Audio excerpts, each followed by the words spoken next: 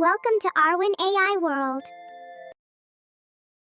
आज गुड़िया बहुत खुश थी क्योंकि आज गुड़िया की नानो जो आ रही थी। पीपल के बड़े पेड़ पर बैठी गुड़िया अपनी नानो का इंतजार कर रही थी और फिर उसे दूर से ही अपनी नानो आती हुई दिखाई देती है और वो खुशी से उछलने लगती है।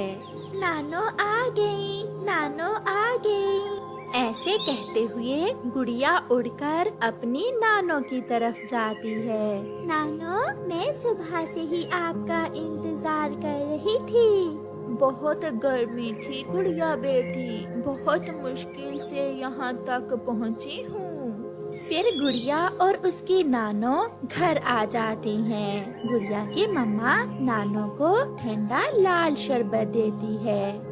बारिश हुए भी काफी समय बीत गया है, इसलिए गर्मी बहुत बढ़ गई है।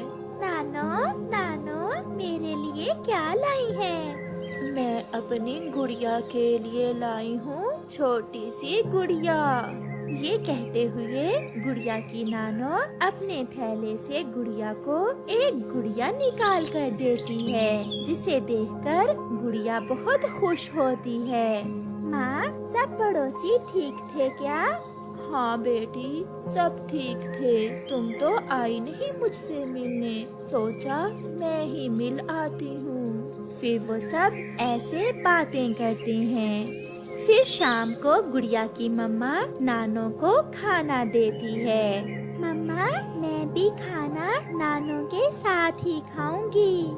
हाँ हाँ, क्यों नहीं, मेरी बेटी मेरे साथ ही खाना खाएगी और मैं नानो के साथ सोऊंगी भी। फिर गुड़िया और उसकी नानो खाना खा लेती हैं। उन दिनों गर्मी भी बहुत बढ़ रही थी और जंगल में मच्छर भी बहुत था। पहले तो वो सब बैठकर बातें करते रहते हैं, मगर जब गुड़िया की मम्मा सोने के समय अपना पंखा चलाती है तो वो खराब था। एक धुआं सा निकलता है और थोड़ा सा चलने के बाद पंखा बंद हो जाता है। ये क्या हुआ गुड़िया बेटी, इस पंखे को भी आज ही खराब होना था। मम्मा, पंखे की तार जल गई है। उधर मच्छर भी नानो के गिर्द गिर्द था। लगता था मच्छर तो आज गुड़िया की नानो को उठाकर ही ले जाएगा। रानो बेटी, यहाँ तो मच्छर बहुत है, मैं बहुत थकी हुई हूँ, कैसे नींद आएगी? आप चिंता न करें माँ, मेरी पड़ोसन कव्वी के घर में एसी लगा हुआ है। आज की रात हम सब वहाँ चले जाते हैं। फिर वो सब गोरी कव्वी के घर चले जाते हैं। गोरी बहन, मेरा पंखा भी आज ही खराब होना था। माँ जी आई हुई है, मच्छर तो सोने नहीं दे रहा था, इसलिए आज की रात हम आपके पास ही रुकेंगे। गोरी तो चुप रहती है, मगर कालू कौवा जो थोड़ा सा गोरी कव्वी से अच्छा था कहता है, हाँ हाँ चिड़िया रानी, ये घर भी आपका अपना ही है। ये कहते हुए कालू कौवा एसी चलाता है। एसी की ठंडी हवा के आते ही गुड़िया और नानो तो सो जाती हैं। चिड़िया, मैं चुप इसलिए थी कि एसी का बिजली का बिल भी बहुत आता है। मैं तो कभी कभार ही एसी चलाती हूँ।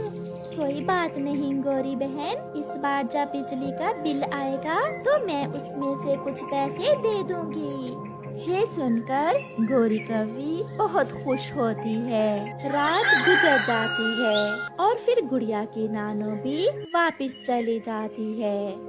गुड़िया और उसकी मम्मा अपने घर में बैठी हुई थी। गुड़िया आज बहुत उदास थी।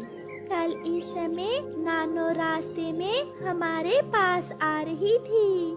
मुझे पता है बेटी, आप बहुत उदास हो, चिंता ना करो। जब गर्मियों की छुट्टियां होंगी तो मैं आपको ले जाऊंगी नानो के पास।